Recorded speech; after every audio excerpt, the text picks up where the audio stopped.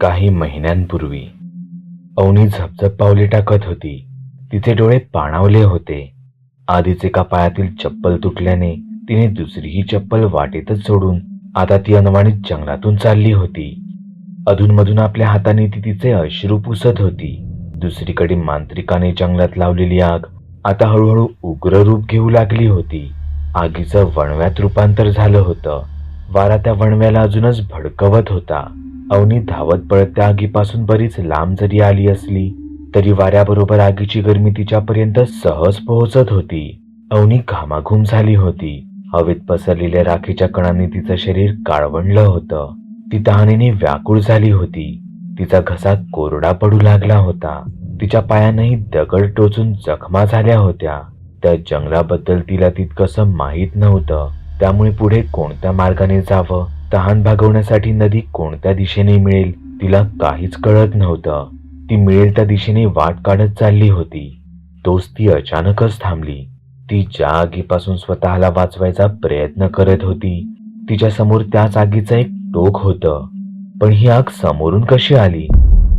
अवनीने तिचा रस्ता बदलला. ती दुसऱ्या वाटेने जाऊ लागली.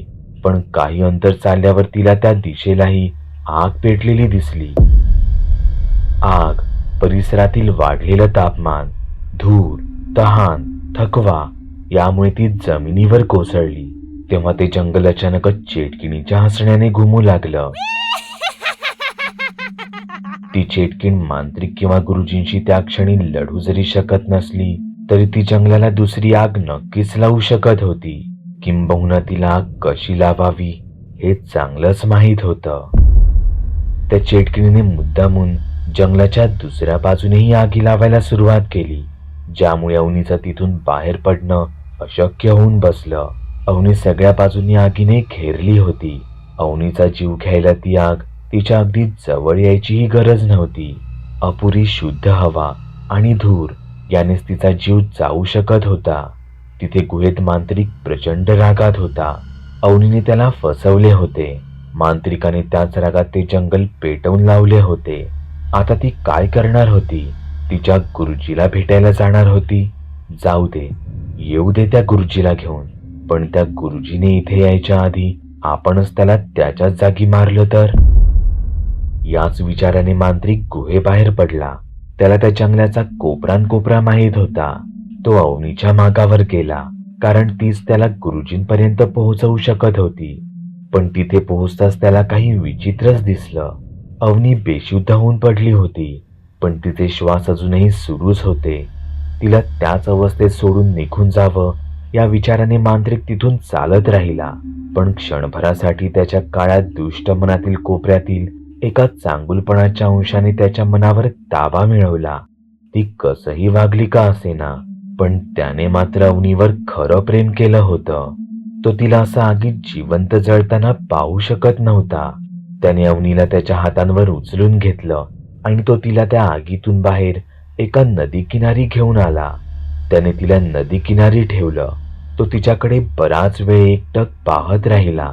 एक निरागस चेहऱ्यामागे असा भयानक कटही असू शकतो यावर त्याचा अजूनही विश्वास बसत नव्हता.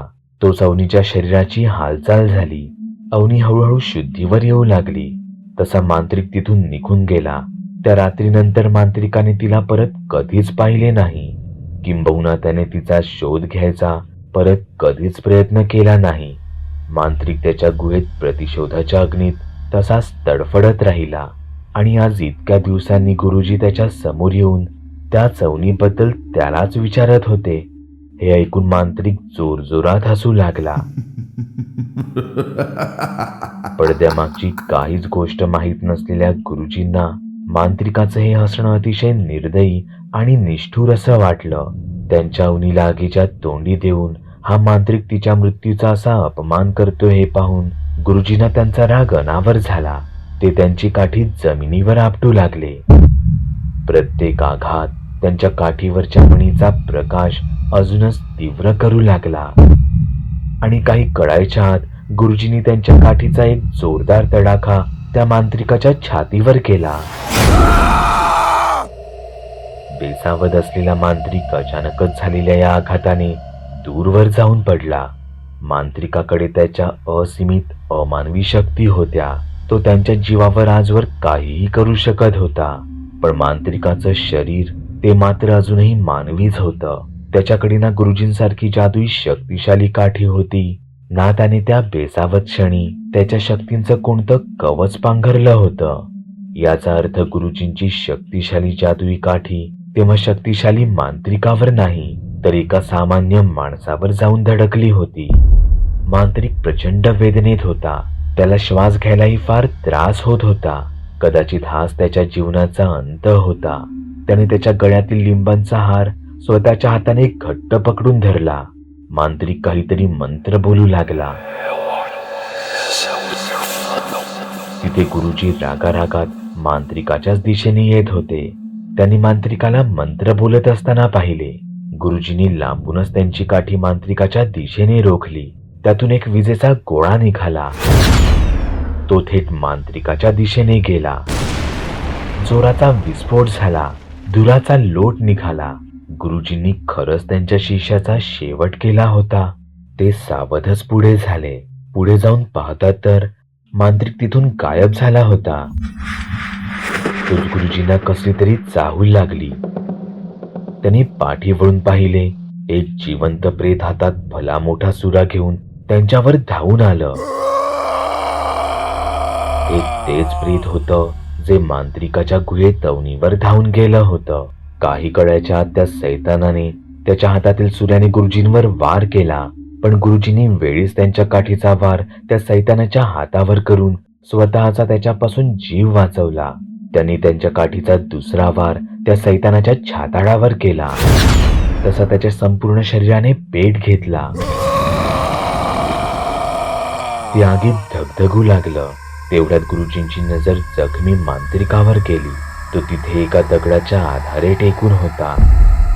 गुरुजींनी क्षणाचाही विलंब न लावता त्यावर त्यांच्या काठीतून आगीचा गोळा सोडला. मोठा विस्फोट झाला. पण मांत्रिक याही वेळी त्यातून वाचला होता. मांत्रिकाकडे असलेली अमानवी शक्ती, प्रेत आत्मे त्याला यापासून वाचवत होते. गुरुजी मांत्रिकाला इथे तिथे शोधू लागले. तोच त्यांच्या समोर एका बाईची आत्मा उभी ठाकली. तिचे डोळे गुरुजींवर मोहिनी जाळं टाकू लागले. तिथे मांत्रिक त्याच्या काळ्या शक्तींच्या सहाय्याने त्याच्या पायांवर उभा राहिला. त्याच्या आज्ञेतील भूत पिशाचे त्याला अदृश्यरित्या उभं राहायला सहाय्य करत होती. ही आरपारची लढाई होती. मांत्रिकाने त्याची सर्व शक्ती गोळा केली. त्याने सर्व भूत पिशाच्यांना आवाहन केले. तो भयानक शक्तिशाली मंत्रजाप करू लागला. इथे गुरुजींवर त्या आत्मेचं मोहिनी जाळं पडलं होतं. गुरुजींच्या हाताची काठीवरची पकड सैल पडू लागली होती. तोच त्यांच्या कानांवर मांत्रिकाचे मंत्रजाप पडले. गुरुजींनी त्यांची काठी जमिनीवर जोरात आपटली. ते प्रेत या झटक्याने धाडकन झाडावर जाऊन धडकलं. गुरुजी शुद्धीवर आले, पण त्यांना उशीर तर झाला नव्हता. त्यांच्या आसपास भूत पिशाच्यांनी घेराव घातला होता. पिशाच्य रक्ताचे भुकेले होते. त्यांना गुरुजींचं शरीर हवं होतं. भूत गुरुजींच्या आत्म्याचे भुकेले होते. त्यांना गुरुजींच्या शरीरावर ताबा हवा होता. गुरुजींनी त्यांच्या काठीचा मणी जमिनीवर टेकवला. त्यांनी मंत्रजाप करत स्वतःभोवती त्याच काठीने एक गोलाकार रिंगण काढले. गुरुजींच्या समोर मांत्रिक उभा होता. त्यांच्या आसपास भूत पिशाच्यांनी घेराव घातला होता. गुरुजींनी त्यांची काठी जमिनीवर जोरात आपटली. तसे त्यांच्या भोवतालचे रिंगण पेटून उठले. तोच मांत्रिकाने इशारा केला आणि शेकडो भूतपिशाचे गुरुजींवर तुटून पडली. गुरुजी एकटक मांत्रिकाकडे पाहत त्यांची काठी जमिनीवर आपटू लागले.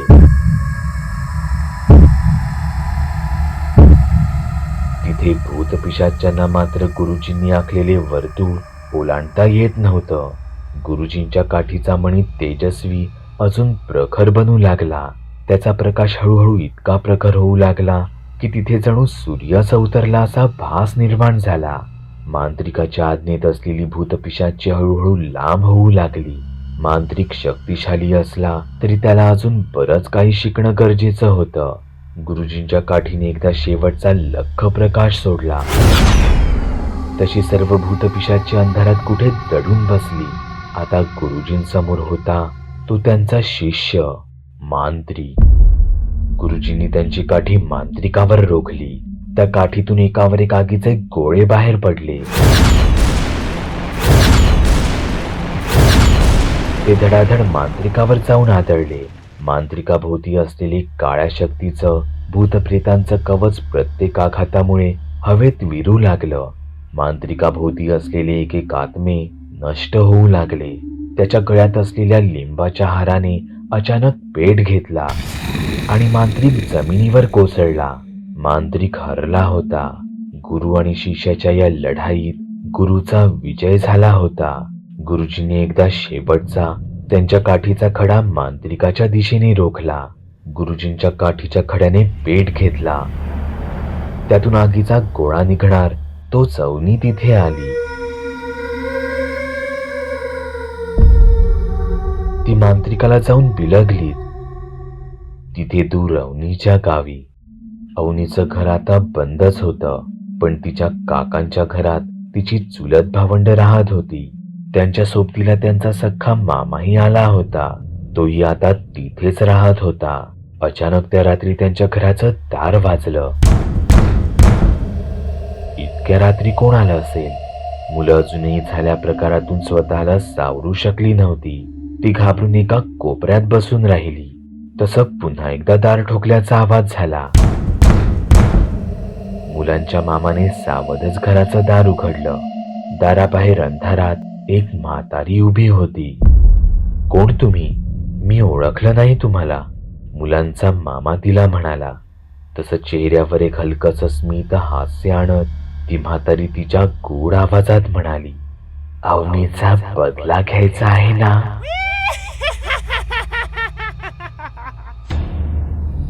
पागल बुवा. चॅनलवर अपलोड केलेल्या नवीन व्हिडिओची नोटिफिकेशन मिळवण्यासाठी चॅनल सबस्क्राईब करायला विसरू नका. व्हिडिओ आवडला तर आमच्या मेहनतीचा मोबदला म्हणून तो लाईक करून मित्रांसोबत जरूर शेअर करा. चॅनलवरचे इतर व्हिडिओ पाहण्यासाठी इथे क्लिक करा. तसेच चॅनलवरची प्लेलिस्टही चेक करा. दर दिवशी नवनवीन भूतांचे व्हिडिओ बनवून आम्ही तुमचं मनोरंजन करत राहू याची खात्री बाळगा.